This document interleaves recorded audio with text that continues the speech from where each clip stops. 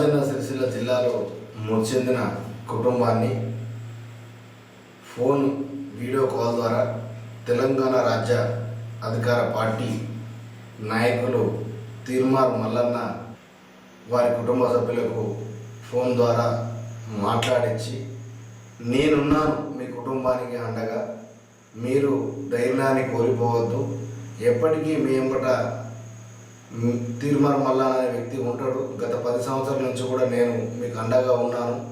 ఈరోజు కూడా చనిపోవడం అనేది బాధాకరం, మిగతా వారికైనా ఈ ప్రభుత్వం ద్వారా వారు ఎవరైతే తప్పు చేసి శిక్ష పడలేదో వారికి శిక్ష పడేలా మా తెలంగాణలో అధికారులతో మాట్లాడి మా రాజ్యాంగ అధికార పార్టీ ఖచ్చితంగా చొరవ తీసుకొని వారి కుటుంబానికి వెన్నంటుగా ఉంటుందని తీర్మార్ మల్లన్న మరియు అలాగే రఘు మరియు తీర్మార్ మల్లన్న టీం వారి కుటుంబ సభ్యులకు ధైర్యాన్ని ఇవ్వడం జరిగింది.